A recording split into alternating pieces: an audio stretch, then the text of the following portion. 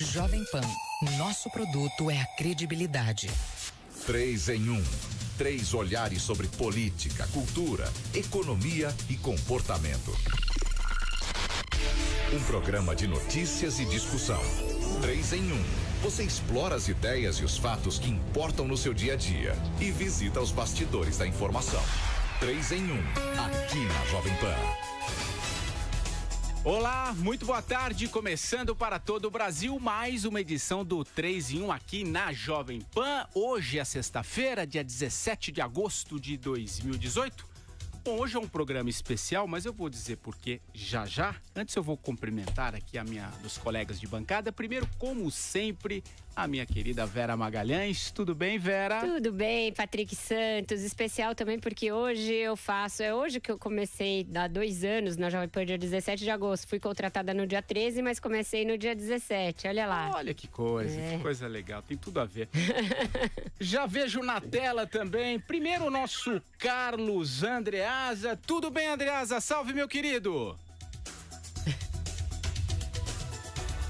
Cadê o nosso Carlos Andreasa? Eu quero o Andreasa, pô, André. Cadê? Pera aí. Aê, agora sim.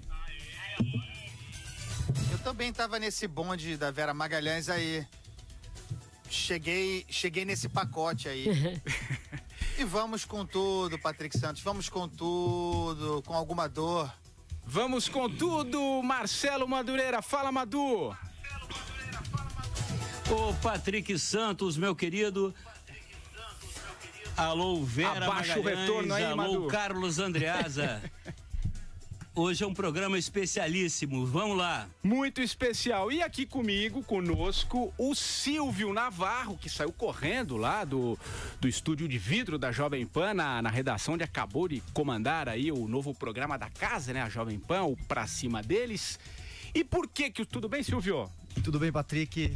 Legal. Oi, Vera. Oi. Madureira, Andreasa. Prazer gigante estar aqui com vocês. Legal. E por que o Silvio tá aqui? Porque esse que vos fala vai tirar umas férias prolongadas, uns dizem período sabático. Licença maternidade? Não é licença maternidade.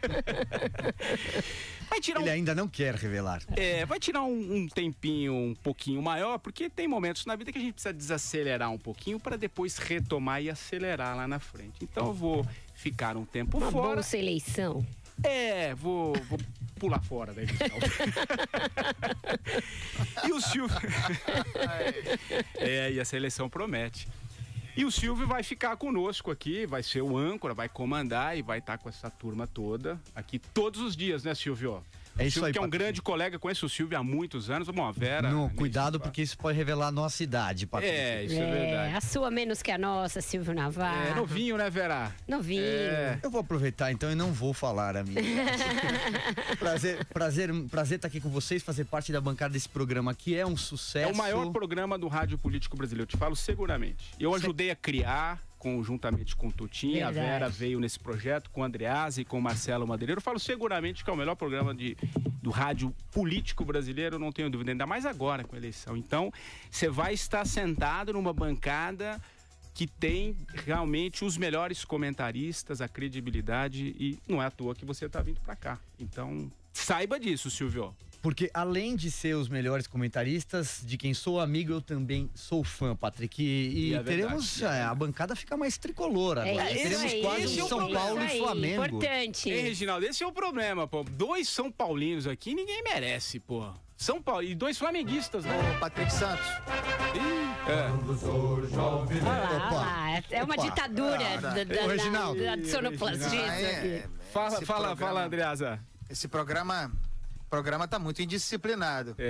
Eu quero dizer o seguinte, além de amigo do Silvio Navarro, eu sou editor dele. É verdade. Então, eu tenho uma ascendência que ele, na condição de âncora, vai ter de equilibrar. Vamos com tudo. Eu fui madrinha dele, eu quero dizer, então eu tô na frente. Legal, Silvio. Vamos fazer o seguinte, ó, pra gente fazer uma transição legal. No último bloco você vem, a gente faz... Você pode acompanhar, vai acompanhar, claro, o programa aqui conosco, que no último bloco a gente divide, passa o bastão, a gente vai falar com os ouvintes, cada um escolhe a sua música de despedida. Hoje é minha, tá, Vera? Tá bom, combinado. combinado. É minha. E a gente toca e na segunda-feira você dá um oi pra todo mundo, estará diariamente aqui. Tá combinado, Legal? Patrick. Combinadíssimo? Até porque assunto Fala, Madu. não falta. Patrick, Fala, Madu. uma coisa, só um detalhe, esse negócio de você ficar passando o bastão no Silvio aí, eu me poupe, por favor, desses detalhes sórdidos. Eu Esse horário é pra esse horário ter é criança assistindo. Bom, gente, vamos então fazer aquele que eu, como disse, é o melhor programa do rádio político brasileiro? Vamos lá? Bora. Silvio, Partiu. combinado? Combinado. A gente faz o Finalzinho, eu tô de último volta. bloco, a gente faz a transição. Bom, gente, vamos então aos destaques do programa de hoje. O nervosismo do mercado. Bolsa cai e dólar dispara após pesquisa da XP Investimentos, que mostra o crescimento de Fernando Haddad. O petista cola em Bolsonaro e marca 15% quando apresentado como candidato de Lula. Falando no ex-presidente, o Comitê de Direitos Humanos da ONU acolheu um pedido de liminar para que ele possa concorrer nas eleições. O Itamaraty reagiu e disse que a manifestação não tem efeito juridicamente vinculante. O programa traz ainda análise, sobre os debates estaduais desta quinta-feira e faz uma projeção sobre o que deve acontecer hoje à noite no segundo debate dos candidatos à presidência da República. Reginaldo, o 3 em 1 hoje pergunta o seguinte, a pergunta do WhatsApp. Como é que você acha que será esse debate de logo mais à noite? Os candidatos vão se atacar mais? Vão mirar o líder Jair Bolsonaro? O que você espera? O que você projeta desse encontro logo mais? Mande então a sua mensagem em vídeo, pelo nosso WhatsApp, no número 11, você que está fora de São Paulo, 93117 0620. 93117 0620. Bom, vamos então ao primeiro tema. Tô com a garganta meio seca hoje. Vamos É emoção. daqui a pouco eu vou tomar uma É aguinha. emoção. É a emoção. Principalmente no final. Vamos falar do debate daqui a pouquinho, Vera, Andreas e Madu. Olha só, tem o debate mais tarde, começa às 22 horas com a realização da Rede TV e da revista Isto É. Participam do programa por ordem alfabética: Álvaro Dias, do Podemos, o Cabo Daciolo, do Patriota, o Ciro Gomes, do PDT, Jair Bolsonaro, do PSL, Guilherme Boulos, do PSOL, Geraldo Alckmin, do PSDB, Henrique Meirelles e Marina Silva. E parece que o João Amoedo É isso, também... a novidade é essa, a Rede TV acaba de fazer uma chamada em que coloca o João Amoedo entre os participantes do debate. Não é obrigatório chamá-lo pela lei eleitoral, mas a emissora acaba de confirmar a sua participação. Informação quentíssima acabou de sair. Ótima iniciativa. E a emissora decidiu também, viu, Andreasa, Vera e Madu, mostrar o púlpito de Lula vazio. Ele foi convidado, mas não pode comparecer, pois motivos claro que já de estar sabemos preso. Péssima está iniciativa. preso. Esse será o segundo debate entre os presidenciáveis. Vera, começo com você. O primeiro debate da Bandeirantes foi bem morno, A gente até tratou aqui, enfim. O que você projeta para o debate Pera de só um hoje? minutinho, Opa. erro de informação. A chamada que me mandaram era uma chamada errada. Está uma crise lá na Rede TV. Não irá o João Amoedo, tá? Que nem coisa de festa junina. Olha a cobra, é mentira. Então, chegou a rodar uma chamada com o João Amoedo entre os participantes. Inclusive com Augusto Xavier, o jornalista aqui, anunciando, mas era errada, tá bom? Então, informação confirmada aí. Bora, então começo com você. Então, que nem Amoedo, nem Lula. Nem Amoedo, nem Lula.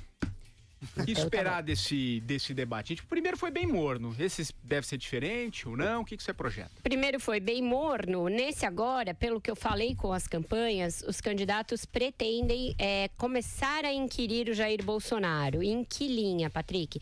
Dentro das propostas do seu programa de governo. Inquiri-lo sobre algumas daquelas propostas que a gente analisou aqui, que tem corte liberal na economia e um viés conservador nos costumes, contrapô-las à trajetória parlamentar do Bolsonaro, as suas votações como deputado em sucessivos mandatos, suas declarações em entrevistas ao longo dos anos a respeito de temas como privatizações, papel do Estado, aposentadorias de militares, privilégios para militares e outros servidores públicos, as votações em que ele votou junto com o PT em questões econômicas, o fato de ter votado contra o Plano Real, questões que não são realmente novas para ele, mas que nesta campanha ainda não foram objeto de questionamento dos adversários. Até permearam algumas entrevistas, ele se sai com esquivas, com respostas vagas e tenta fugir desses assuntos o mais breve possível, mas num ambiente de debate terá sido a primeira vez se elas realmente vierem à baila. Então, a ideia é começar a questionar o Jair Bolsonaro, ainda sem forçar muito a mão no tom e evitando aquelas questões que a gente já falou aqui, nas quais ele sai melhor. São as questões relativas à segurança pública, fronteiras, papel dos militares, ditadura, questões de gênero, questões ligadas a eventuais acusações de racismo contra ele. Então, essas os adversários pretendem evitar porque acham que acabam por fortalecê-lo. Mas as questões programáticas, aquela sua insuficiência autodeclarada em questões econômicas e as contradições entre o que ele propõe agora no seu programa de governo e o que praticou durante a vida, isso pode ser, deve aparecer no debate da Rede TV. E você, Andreasa, o que você está projetando? O que você espera? Patrick Santos, eu vou ficar surpreso se houver mudanças relativamente em comparação ao debate da Bandeirante. Já falei muito isso aqui, acho um erro de avaliação político, de comportamento político. Qualquer um dos seus adversários, a não ser um franco atirador como o Guilherme Boulos ou o Ciro Gomes, em outro patamar, mas também está fora do jogo, conforme a análise que faço, não tem chance. Fora esses, acho um erro, por exemplo, o Geraldo Alckmin, que não tem traquejo para isso, partir em campo aberto para um confronto direto ao Jair Bolsonaro. Abre espaço para imprevisibilidade e para um contragolpe para o qual ele certamente não estará preparado. Ontem, na esteira da questão do Fernando Henrique Cardoso e reagindo à associação PSDB e PT, nas redes sociais, o Geraldo Alckmin disse que não tinha aliança nem com o PT, nem com o Jair Bolsonaro. E ele estava certo, porque precisa se apresentar como o equilíbrio, como o equilibrado, né? Considerando a percepção política, alguém que esteja no centro. Mas tomou uma volta do Jair Bolsonaro duro, dizendo, o Bolsonaro diz, olha, comigo não tem aliança mesmo não, porque eu não sou empreiteiro. Esse tipo de coisa, num debate, um confronto direto, pode ser fatal para o Geraldo Alckmin. Então, do ponto de vista político-eleitoral, pensando em estratégia, não é no debate que se deve confrontar o Jair Bolsonaro. Isso está provado nas experiências anteriores, inclusive nas entrevistas em que jornalistas se comportaram como adversários. Deixa para, se eu pudesse dar conselho para alguém, pensando com a cabeça dos interesses dos adversários, esse tipo de ataque deve ser deixada para o programa de televisão, especificamente para as inserções ao longo do dia. E você, Marcelo Madureira, o que vai acontecer hoje à noite? Qual que é a estratégia dos candidatos? O que você está projetando? Olha, a primeira coisa que eu queria sublinhar é que, por se tratar de uma sexta-feira, é um dia mais oportuno para o eleitor, né? Principalmente os eleitores de baixa renda, ou mesmo aqueles que trabalham e precisam acordar cedo. Então, hoje, sexta-feira, véspera de sábado, aqueles que não trabalham no sábado vão poder, com tranquilidade, assistir o debate. O que eu espero, na verdade, é justamente um aprofundamento das questões de fundo, né, das questões estruturais. Eu acho que a agonia que os brasileiros estão passando merece, por parte dos candidatos, a atenção necessária e o aprofundamento. Eu acho que, se eu fosse candidato ou marqueteiro, eu aconselharia justamente uma técnica de não ficar procurando atacar os outros candidatos em suas fraquezas, mas em sim procurar colocar a minha plataforma, colocar a minha proposta e criticar o que eu visse de errado na plataforma dos outros candidatos. Ou seja, engrandecer o debate político, melhorar a qualidade do voto. Eu acho que isso seria uma coisa positiva. Se entrar nessa mesquinharia, nessa baixaria aí de ficar pegando coisa por isso, por aquilo, nas contradições no passado, eu acho que isso empobrece um momento que na democracia é um dos momentos mais importantes, que é a eleição. Isso não quer dizer que... mas eu acho que num debate desses, com essa envergadura, com esse alcance, você tem que tratar das questões de fundo e não de mesquinharia. sobre o debate? Não, é que eu acho que os candidatos estão ficando meio sem tempo, Patrick. Eles devem estar levando isso em conta também. Eles veem pesquisa, a gente vai falar da pesquisa da XP e os efeitos dela. Mas o debate reflete um pouco esse momento também. Como a campanha foi muito empurrada para frente, o início da propaganda eleitoral em rádio e TV e todas as definições, mesmo essas definições da Justiça Eleitoral, elas estão se dando às vésperas do pleito, praticamente. Você tem uma campanha de tiro curtíssimo. Não aproveitar os debates para mostrar quem são os candidatos, o que eles pensam, o que eles falam, pode ser uma perda de um espaço valioso de oportunidade de você se comparar aos candidatos. É uma oportunidade que o eleitor tem de olhar um e outro e comparar trajetórias, comparar biografias, comparar as falas, comparar a maneira como se sai, até a postura, o gestual, toda a linguagem corporal conta nesse momento. Então, se o debate for feito muito em cima só de estratégia ali no almanaque, de como você faz, como você não faz, às vezes você perde uma oportunidade. Acho que os candidatos estão olhando para o cenário e vendo que talvez tenham de ousar um pouco para além daquelas estratégias muito conservadoras, muito na retranca. Um candidato, por exemplo, como o Geraldo Alckmin, que precisa crescer e não cresce, e precisa crescer justamente em cima do Jair Bolsonaro. Será que não é o caso de ele mostrar que tem ali algum atributo? Mostrar para esse eleitor, olha, eu sou mais qualificado de alguma maneira que esse cara que está aqui? Tentar, ao menos, fazer isso? Lógico que não em termos de tentar mostrar o candidato, o adversário como um desqualificado ou estigmatizá-lo por questões que a gente já viu que o eleitor dele vê como atributos e não como estigmas, etc, etc. Mas naquilo que pode ser decisivo para um eleitorado em comum.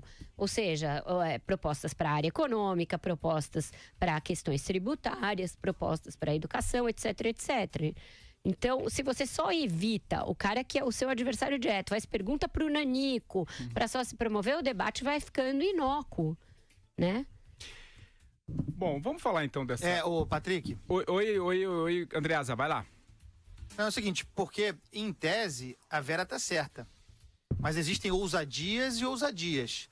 Ousar é para quem sabe e para quem pode. Não me parece ser muito bem o perfil do Geraldo Alckmin. Então, é o seguinte, se ele quiser confrontar abertamente o Jair Bolsonaro, eu garanto, ele vai tomar pau. No entanto, se ele quiser, eu vou dar um exemplo rapidamente do que aconteceu ontem aqui no debate do Rio, o pior debate da história, em que o Eduardo Paes escolheu o Romário como seu adversário. Tá, nesse caso, estou usando como exemplo o Paes sendo o Geraldo Alckmin e o Romário Jair Bolsonaro. E ele fez uma pergunta para o Romário sobre quais eram os planos para ele para uso da dívida ativa do Estado, que é a dívida a receber, né? Como investir esse recurso. E o Romário mostrou ao vivo que não tinha mais mínima ideia do que fosse dívida ativa. E se enrolou e foi realmente uma vergonha. O Romário deu um show de vergonha ontem. Fiquei constrangido no debate. Esse tipo de exploração o Geraldo Alckmin pode fazer. Aí eu concordo. Abrir mais esse leque aí para improviso, para ousadia, vai ser ruim. Bom, vamos... Aliás, a gente vai voltar aos debates, né? Os debates estaduais, mas vamos, acho que nesse primeiro bloco, falar dessa pesquisa que a Vera mencionou há pouco, que é um assunto quente aqui, vem repercutindo muito também ao longo do dia. O dólar, inclusive, chegou a bater na casa dos R$ 3,95 hoje. A moeda vem sofrendo, né, nos últimos dias com o cenário internacional, sobretudo a crise na Turquia. E esse salto de hoje, no entanto, teve a ver com a última pesquisa encomendada pela XP Investimentos. O levantamento telefônico semanal realizado pelo IPESP mostra o crescimento de Fernando Haddad e a estagnação de Geraldo Alckmin, o candidato considerado pró-mercado, né? Em um dos cenários testados, Bolsonaro lidera com 23%, seguido por Marina Silva com 11%, Alckmin com 9%, Ciro com 8% e Haddad com 7%. O petista cresceu 4 pontos percentuais em uma semana. Em outro cenário, a gente vai analisar esses dois aqui, quando o ex-prefeito de São Paulo é apresentado como candidato de Lula, Bolsonaro tem 21%, Haddad 15%, Alckmin e Marina 9% e Ciro 7%. Madu, começo com você. Que leitura que você faz? O que esse levantamento mostra para você? Surpreende esse crescimento de Haddad quando apresentado como candidato de Lula? Claro que a gente sabe que ele na urna não estará lá, né? Fernando Haddad, candidato de Lula. Mas em que momento que isso muda o jogo? Enfim, qual que é a tua leitura desse levantamento? Não, de fato me surpreendeu esse número e eu até estava dando uma olhada nos parâmetros lá da pesquisa para ver de que forma foi feita essa pergunta, de que forma foi feita essa indagação, para ver até qual o grau de confiabilidade dessa transferência de voto aí, ou seja, por exemplo, o senhor votará em candidato no Lula. No caso do Lula indicar o candidato, o senhor votaria nele? Enfim, de que forma é feita a pergunta, se ela dá algum tipo de indicação, né? Mas o fato é que no resultado é isso, há um crescimento do Haddad. Isso me surpreende, porque isso vai de encontro à lógica, ao bom senso. É aquela velha história, né? Patrick, você poderia ter me poupado onde comentar mais uma pesquisa. Eu já faço apelo ao Silvio. Vamos proibir pesquisa. Pelo menos diariamente, né? Porque é isso, é um número surpreendente. Vai ser diária, viu? Mas essa é muito importante. Mas aí... É que essa mexeu demais aqui com o mercado. Eu acho o seguinte, com o horário eleitoral gratuito na televisão, que de gratuito não tem nada, né? Com as campanhas nas ruas, realmente, as pesquisas ganham mais densidade, né? E aí a gente também pode ver, pelo tipo do instituto também, de que forma é feita a pesquisa. Veja bem, eu não questiono a qualidade da pesquisa. É tudo uma questão de metodologia, de técnica, para você ver. É aquela história, todo número é um bom número. Né? Eu trabalhei anos no departamento de planejamento do BNDES. Todo número é um bom número. Na época o BNDES era honesto, por favor, faça essa ressalva. Mas analisar pressupõe você estudar profundamente a metodologia daquilo, como é que chegou àquela conclusão. Então, por isso que eu digo, com a campanha na rua, que ainda não está, semana que vem eu acho que estará, aí cada vez mais, então, essas pesquisas ganham mais, digamos assim, robustez, ganham mais densidade. O que a pesquisa diz para você, Vera? Mostra que o Fernando Haddad começa a ser identificado como o destinatário dos votos do Lula. Tem um outro recorte na pesquisa, Patrick, que mostra para onde vão esses votos do Lula quando ele deixa de ser colocado como um dos possíveis candidatos. E agora, 44% dos que dizem votar no Lula num cenário com ele já apontam o Fernando Haddad quando ele não é incluído na cédula. Com isso, quem perdeu nesse quesito foram o Ciro e a Marina. Eles vinham bem como destinatários de votos do Lula e perdem. Mas o gozado é que eles perdem aí, mas não perdem tanto no cenário geral. Sinal de que essa perda de densidade junto aos eleitores do Lula ainda não está tirando votos deles no atacado, ainda é uma coisa residual. E curiosamente, hoje, no dia de hoje, desta sexta-feira que mexeu com os mercados, o segundo maior destinatário dos votos do Lula, sabe quem é? Jair Bolsonaro. É o Fernando Haddad, o primeiro a receber votos de Lula quando ele não está, e o segundo não é a Marina, o segundo não é o Ciro, o segundo vem a se chamar Jair Messias Bolsonaro. Num sinal de que este candidato vai se espraiando para além de ideologia, para além de classe social, para além de geografia, para além de renda, para além de escolaridade. É um voto que vai se disseminando por vários segmentos da sociedade, vai saindo do armário, porque hoje em dia você encontra as pessoas na rua que declaram voto do Bolsonaro, portanto não é mais aquele voto envergonhado, e vai perdendo aí alguns preconceitos ideológicos. Então, é uma coisa que eu falava aqui há um tempo atrás. É um certo tipo de eleitor que vota no cara. Se o Lula não tá, eu vou votar no Bolsonaro mesmo, que esse cabra é macho.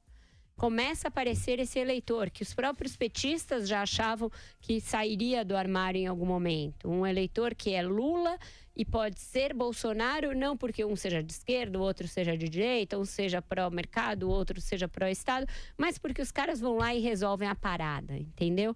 Então, eu acho que tudo isso sendo mostrado, se o Geraldo Alckmin ficar nessa postura de picolé de chuchu e falando no voto distrital modelo alemão, ele não vai sair desses 6, 7, 8, sei lá quantos por cento ele tem. Não tem hipótese de um candidato que fala nessa água de chuchu passar para o segundo turno numa eleição como essa. É uma eleição ultra polarizada, as pessoas estão ultra cansadas, elas viram todos os políticos relevantes do Brasil serem varridos por uma onda da Lava Jato. Elas estão sem dinheiro, estão sem emprego, estão vendo a economia em frangalhos, estão vendo um presidente que é o Michel Temer, que dá uma entrevista melancólica como aquela de ontem.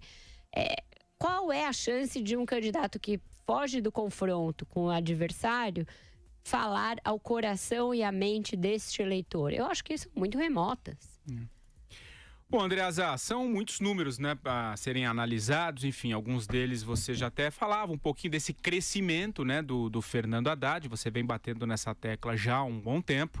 Isso, de fato, aparece aqui, principalmente num dos levantamentos. Tem esse dado importante, esse recorte que a Vera falou, também do crescimento do Bolsonaro. Enfim, a tua leitura desses números de hoje.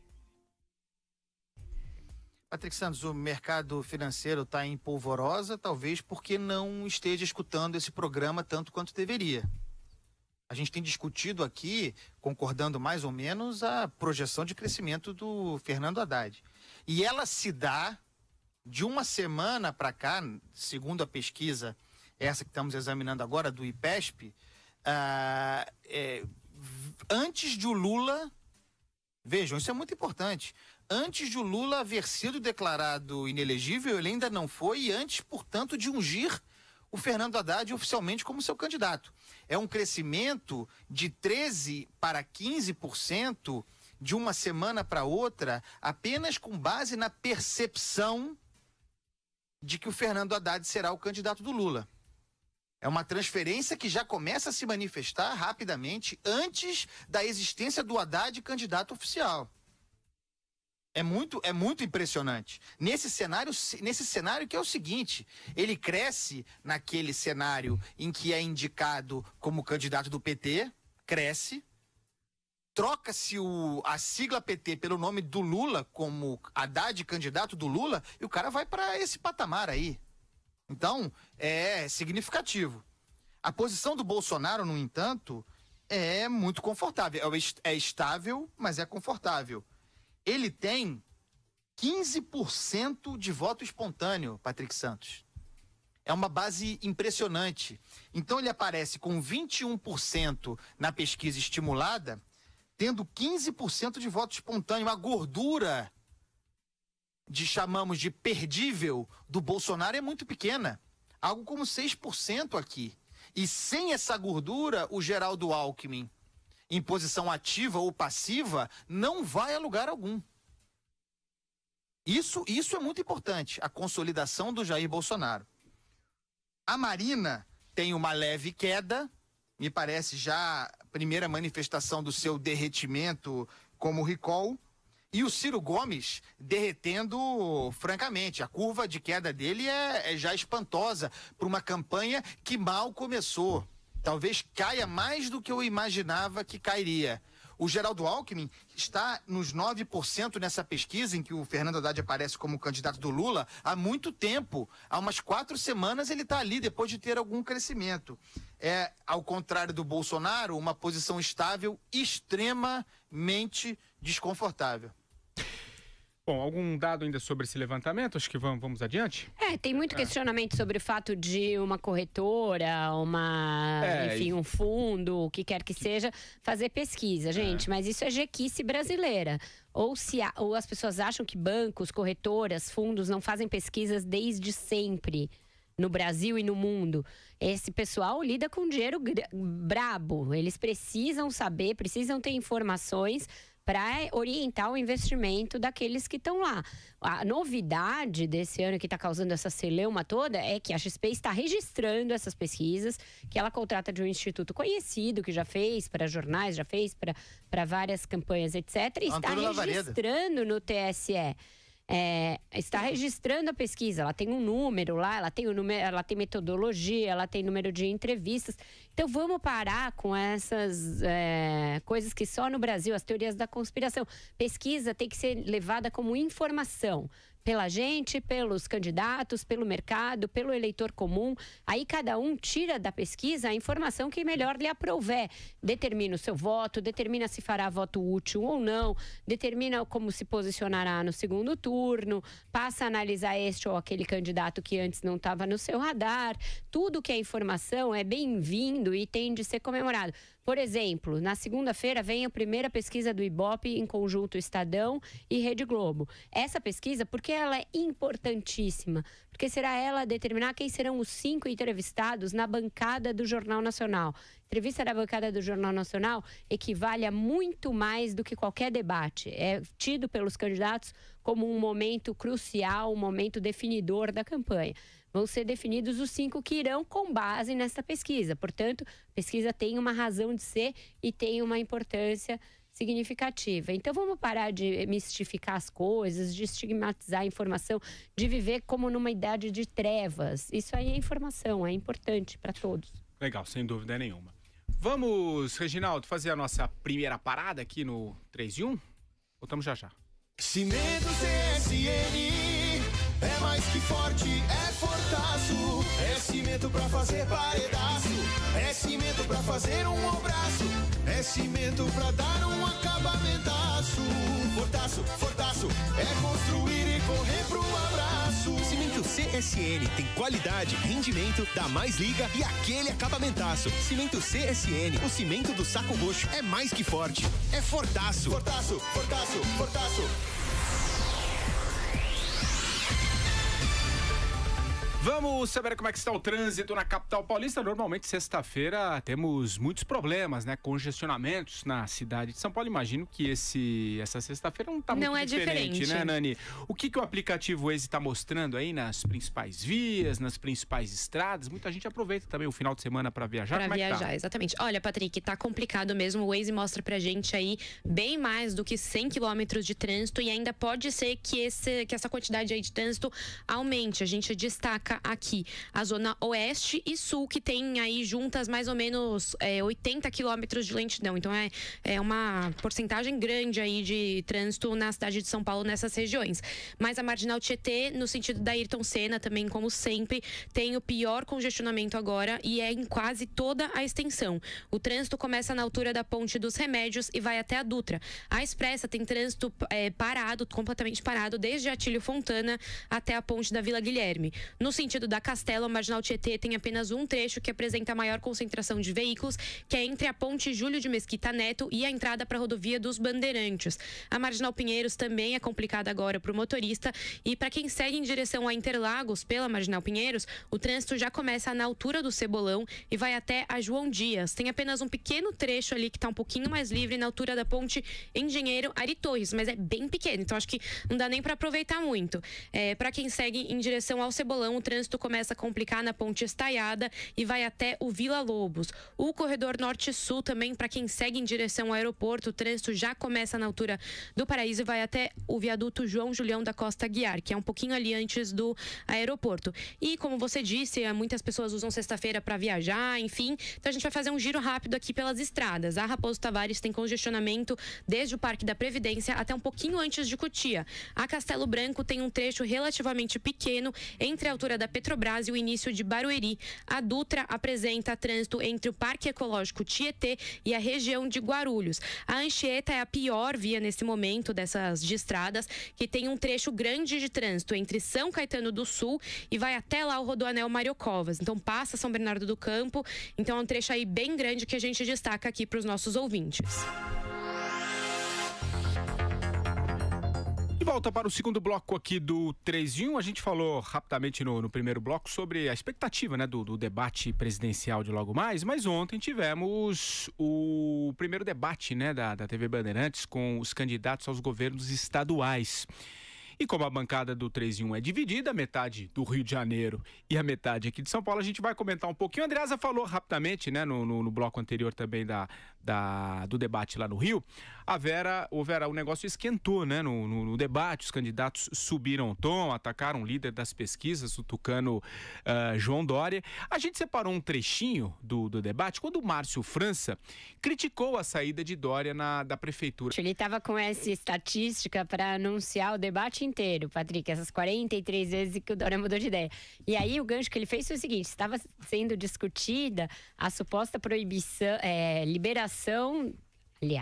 proibição do Márcio França à caça do javali no interior. E aí os prejuízos que isso causa para a lavoura e tal. Aí o João Dória falou assim: que bom que você mudou de ideia, porque o javali de fato é uma praga. Não, sou eu que mudo de ideia, você... O Dória foi o alvo da artilharia dos adversários, né? A caça ao javali, o javali foi ele ontem. E aí ele apanhou de todo mundo, apanhou do Marinho, apanhou do próprio Márcio França, dos nanicos que estavam lá e principalmente críticas focadas no fato dele ter deixado a prefeitura com 1 ano e 3 meses de mandato. Mas teve outras. Também se falou de projetos que ele anunciou com grande estardalhaço, mas que não teriam tido efetividade, por exemplo, o Corujão da Saúde. E falou-se na farinata, aquela mistura que teria sido cogitada pela prefeitura como substituição a refeições da merenda escolar, que o Dória negou, disse que seria um complemento, mas que logo foi descartada pela prefeitura, que a ideia não era nem da prefeitura e sim da Cúria Metropolitana. O fato é que vai acontecendo aqui em São Paulo aquilo que a gente falou também aqui algumas vezes. O Dória claramente subestimou o peso que teria o fato dele deixar a prefeitura. Hoje mesmo eu estava na academia fazendo musculação e tanto o professor, o personal, quanto uma aluna comentavam o debate e falavam: eu votei no Dória, nesse eu não voto mais. E é um perfil de eleitorado do Dória, né? Aqui, região central da cidade, classe média, média alta, que se sente traído por ele ter deixado a prefeitura. E quando ele fala a esse respeito, ele fala em tom arrogante, de quem não tem que prestar decisões, explicações, afinal de contas está indo para promover para as outras pessoas algo ainda melhor, que é sua candidatura ao governo. É como se ele estivesse prestando um favor àqueles que o elegeram e que ele deixou na mão, indo se candidatar a um outro cargo. Vejam só essas pessoas mal agradecidas. Eu vou ser governador, vai ser melhor para a vida delas. Essa postura é arrogante, é uma postura de quem não reconhece erros. Ele teria que dizer: de fato, eu disse que cumpriria o mandato, mas fui solicitado a essa missão, ponderei muito, achei que tinha um aliado. Tem que dar uma explicação que passe para o campo da humildade, de alguém que está indo prestar um serviço e não um favor ao eleitor. Mas não é nesse tom que ele fala, não foi nesse tom que ele falou ontem, o tempo inteiro com o senho franzido, fechado, a cara contrariado em ser questionado, parece um riquinho mimado que não quer prestar contas do que faz, e não um político, porque ele ainda está nessa de que ele não é político, acontece que ele é um político, e os políticos tendem a aceitar ser contrariados, ser questionados e ser inquiridos por aqueles que são seus patrões, que são os eleitores, né?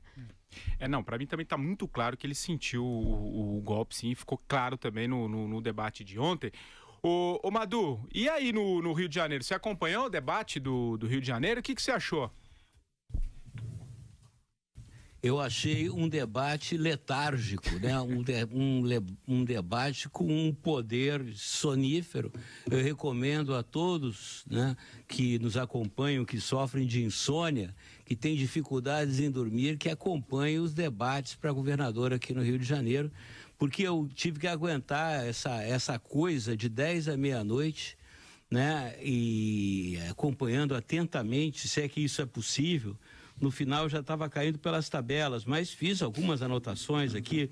De uma maneira geral, até com a exceção que eu abro para o Eduardo Paes, os candidatos não têm a menor noção da situação financeira do Estado do Rio de Janeiro. Que eles prometem mundos e fundos que vão fazer acontecer e não conseguem, não se referem, ignoram o estado de penúria das contas públicas, o orçamento do Estado do Rio de Janeiro totalmente deficitário, né? A quantidade de de obrigações do Estado, principalmente pagamentos de aposentadorias e salários estratosféricos, eles não têm a menor noção do Estado que pretendem governar, com exceção do Eduardo Paes, né, que ali, entre os candidatos, de certa forma, até se sobressai. E veja bem, eu não sou favorável a Eduardo Paes. Inclusive, eu acho que o melhor candidato que teria hoje aqui concorrendo é o Marcelo Trindade, o advogado Marcelo Trindade, que é do Partido Novo, que é disparado o mais preparado, o que tem os melhores atributos, mas por conta aí das regras de debate não é sequer convidado a participar.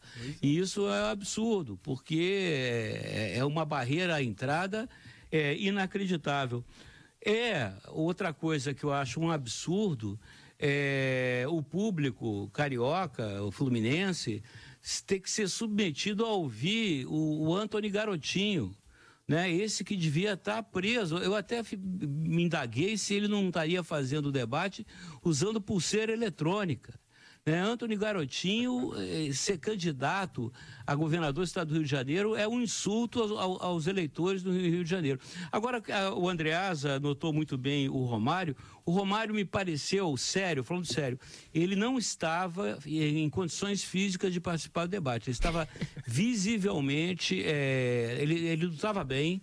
Parece que ele está sofrendo de problemas realmente de saúde. Me falaram que ele está com problema de diabetes. Também outros me disseram que ele fez uma cirurgia. Ele estava visivelmente abatido, com dificuldade de articular palavras, um raciocínio esquisito.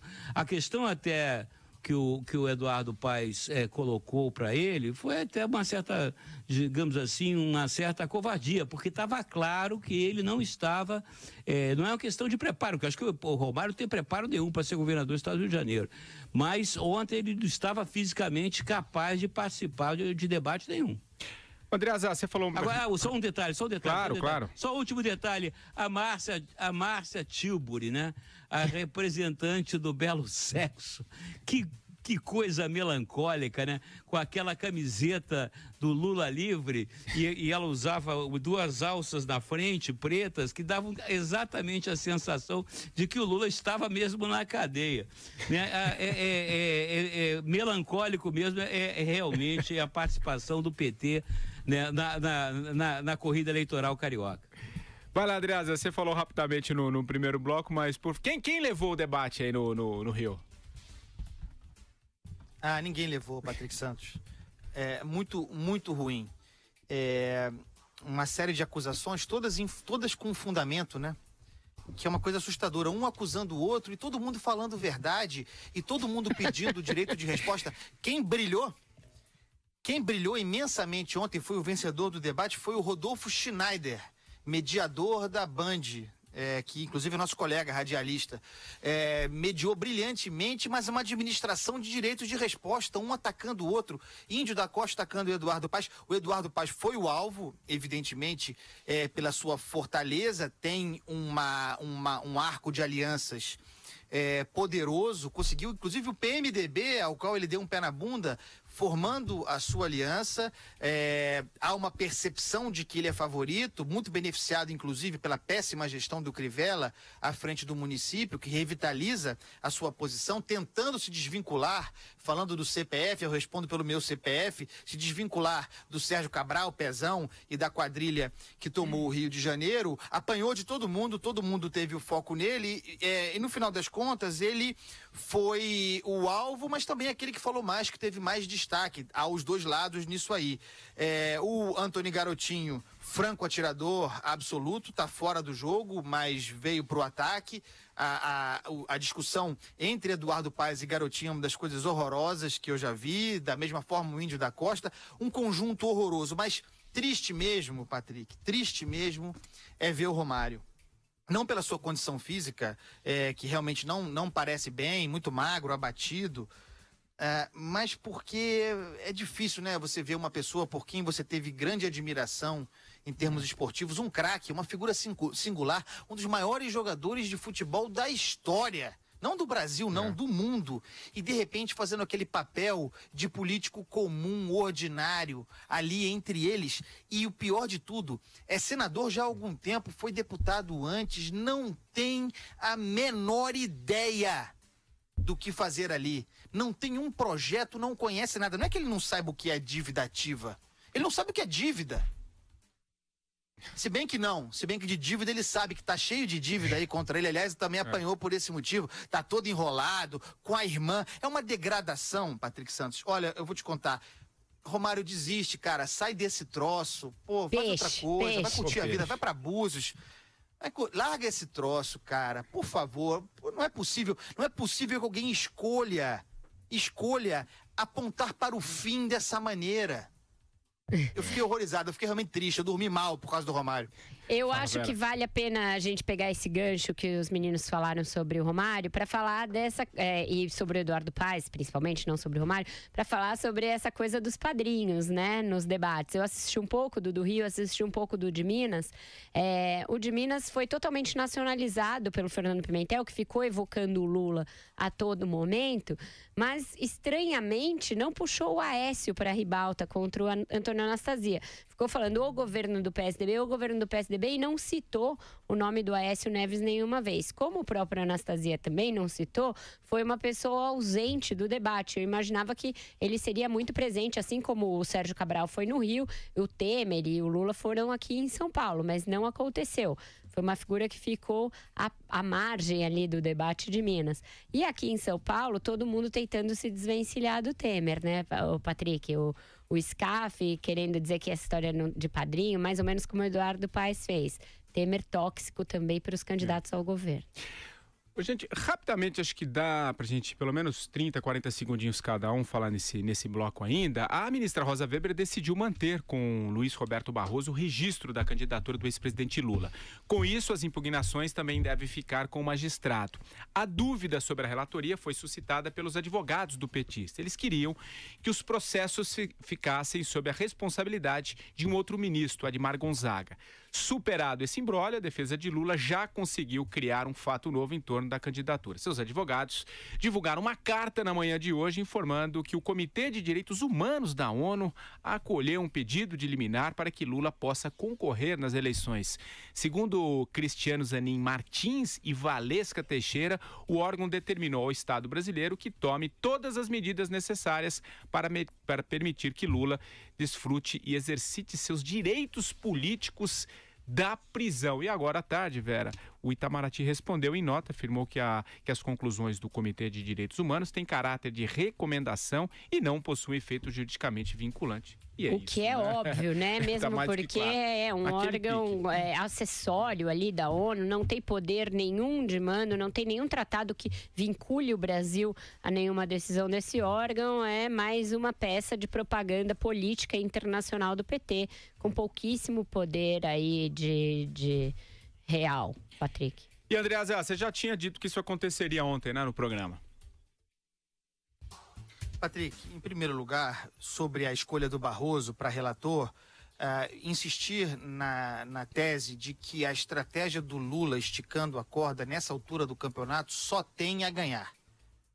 Mas ele pode ganhar mais se a decisão, afinal, de declarar o Lula inelegível vier de maneira monocrática e dando a entender que não se cumpriu os ritos devidos. Então, que o Barroso, que gosta de jogar para a galera, tenha em mente os riscos de tomar uma decisão monocrática, declarando imediatamente o Lula inelegível. O Lula vai capitalizar de qualquer maneira e capitalizará mais ainda isso. Sobre a questão da ONU, não é decisão da ONU, é o tal do Comitê de Direitos Humanos, é formado por especialistas independentes, é uma decisão liminar, tem caráter provisório, não tem força normativa no Brasil. O tal do comitê, presidido por um ex-ministro petista, é uma peça de política eleitoral, de propaganda, que o verbo é esse, será muito bem explorado pelos petistas, mas não vale nada. Madu, 10 segundos para você. Não fica bravo. A ONU não tem... Esse órgão da ONU não tem jurisdição sobre o Brasil. E sobre isso, hoje o Caio Blinder, no Twitter dele, mostrou, o New York Times publicou um desmentido sobre o artigo do Lula, que foi publicado no New York Times anteontem, dizendo que o Lula tinha realmente dito mentiras no artigo em que ele afirmava que tinha sido condenado sem provas. O New York Times desmentiu. Eu quero ver o PT repercutir isso. Última parada, Reginaldo.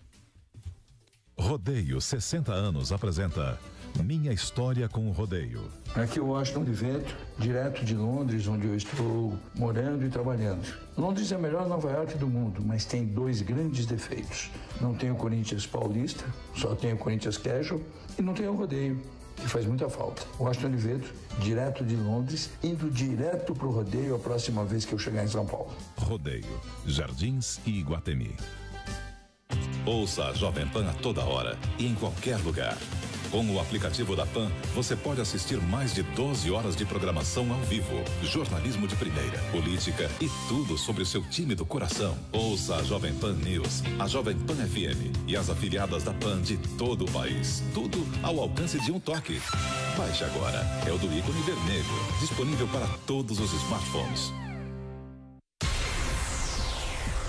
Bom, vamos atualizar o trânsito aqui na capital paulista. Sexta-feira, sempre difícil. Há pouco a Nani falava em mais de 100 quilômetros de lentidão. Mudou alguma coisa? Melhorou? Piorou? Como é que tá, Nani? Olha, Patrick, não mudou muita coisa. Aumentou aí um pouquinho de trânsito, principalmente nas marginais. Mas continua aí a mesma coisa e a tendência ainda é que esses quilômetros aí de congestionamento aumentem um pouco. A gente vai ficar de olho e vai informar sempre os ouvintes. Como eu disse, a Marginal Tietê, no sentido da Ayrton Senna, tem um congestionamento já desde a Ponte dos Remédios até a Ponte Aricanduva. A pior pista nesse momento é a Expressa. No sentido da Castelo, Marginal Tietê tem só um trechinho ali que apresenta maior concentração de veículos, que é entre a Ponte Júlio de Mesquita Neto e a entrada para a rodovia dos Bandeirantes. A Marginal Pinheiros, no sentido de Interlagos, também piorou um pouquinho. Ainda tinha um trecho ali, como a gente falou da última vez, que estava livre, mas agora não tem. É desde o Cebolão até a João Dias, com um trânsito bem complicado. Só ali entre o Cebolão e a Raia Olímpica da USP que o congestionamento é um pouco menor, é moderado, mas depois da Raia Olímpica até a João Dias, o trânsito é intenso. E para quem segue em direção ao Cebolão, o trânsito já começa a complicar na Ponte Estaiada e essa situação vai até o Cebolão. Também aumentou um pouco o trânsito na Marginal Pinheiros, no sentido do Cebolão. O corredor Norte-Sul, para quem vai em direção ao aeroporto, tem trânsito já na altura do Paraíso até o viaduto João Julião da Costa Aguiar. E aí agora um giro rápido pelas estradas. A Raposo Tavares tem congestionamento desde o Parque da Previdência até um pouquinho antes de Cotia. A Castelo Branco tem um trecho relativamente pequeno ali entre a altura da Petrobras e o início de Barueri. A Dutra apresenta trânsito entre o Parque Ecológico Tietê e a região de Guarulhos. A Anchieta também é a pior via, continua sendo a pior via, tem um trecho bem grande de trânsito entre São Caetano do Sul e o Rodoanel Mário Covas. De volta para o último bloco aqui do 3 em 1, é um bloco especial, como eu havia dito aqui no começo. A partir de segunda-feira, o Silvio Navarro estará aqui no meu lugar. Irei tirar umas férias prolongadas, um período sabático. E eu queria agradecer a todos. Silvio, tenho certeza que você vai dar conta do recado, competentíssimo. Obrigado, Patrick. Espero dar conta do recado à altura, porque você é um dos melhores, fera. E esse time aqui é fera, é gigante, nesse que é o melhor programa do rádio, como a gente falou no começo. E eu queria agradecer muito a todos os ouvintes, né, que conosco diariamente, porque eu ajudei a formular esse programa, juntamente com Tutinha, com a Vera, com a Andreasa, com o Marcelo Madureira. Enfim, é um programa que está no coração, disse e repito, é o melhor programa mesmo, não tô... você faz, você vai falar que é o... Não é o melhor programa. Quem circula sabe muito bem o que eu estou dizendo. Então, uma emoção muito grande de ficar esse tempo fora e tocar em frente, diz como diz o Andrada, vamos com tudo. Vamos com tudo. E segunda-feira... Você estará aqui, o Silvio. Eu não sou muito de despedir. Mesmo porque é só um até logo. Um até logo. E posso escolher. Porque vai falar a gente pode falar um tchau? Claro, você pode falar. Peraí, eu quero falar, meu amigo. Tá louco? É o seguinte... Então vai, tem 3 minutos, 2 minutos, me informa. Vai, Vera. Bom, o pessoal já sabe que eu sou chorona, então vambora. Foi o Patrick que me convidou pra Jovem Pan, nunca tinha pensado em fazer rádio. Foi um telefonema dele no momento que eu estava bem em dúvida sobre o que seria da minha carreira, que me deu um novo alento e me abriu uma nova porta na carreira. Então, eu sou muito grata a você, que virou um amigo meu pra vida, e eu vou esperar a sua volta. E enquanto isso, eu vou ficar com o meu outro amigo, meu parça de vida aqui, Silvinho Navarro, meu amigo há mais de 10 anos. Pô, Vera, você não tava pensando em chorar, não. É isso, agora... Andreasa Madu tá uma choradeira aqui. Quem fala aí no Rio tem que ser rápido. O Cuco vai até o Cuco vai chorar. Deixa eu falar. Fala. Não, o Cuco Não, espera aí, deixa eu falar que eu tô no bar aqui, Madu. É o seguinte, eu na vida já não pretendia mais fazer amigos, estou numa etapa de cortar amigos, de desfazer amizades, mas aí apareceu o Patrick Santos da mesma forma também, abrindo esse caminho para eu fazer rádio, apostando em mim desde o começo, me dando força e se tornando um grande amigo mesmo, um cara que quero levar comigo para sempre. Então, é duro perder esse contato, contando com a sua volta e desejando boas-vindas ao Silvio Navarro, e vamos com tudo, que é assim que a gente faz. Madu, mais uma vez o Andreasa só deixa você falar 10 segundos. Obrigado, Andreasa. Foi o Patrick Santos foi o Patrick Santos que me trouxe para Jovem Pan. Eu tenho muito orgulho disso, tenho muita honra disso. É um privilégio conviver com uma pessoa como o Patrick, que ali também me apresentou Vera e Carlos Andreasa, ou seja, só me trouxe coisas boas. Bem-vindo, Silvio, e toda a felicidade do mundo para você, Patrick, que você merece. Queridos. Estamos aqui pro que deve Obrigado, queridos. Eu encerro com... Boa cerveja. Ele encerra com mijo na eu chamo a música Surf Tonight, e às vezes é bom surfar pela vida um pouco. Vai surfar e vai voar. Beijo, querido. Reginaldo, valeu, bom irmão. Silvio, Aninha, Reginaldo, tamo junto. Esse aqui... Vai lá, irmão. Vamos falar. Tamo junto. Obrigado, querido. Tchau. Toca aí. Valeu. Tamo junto, Silvio. Salva de palmas para...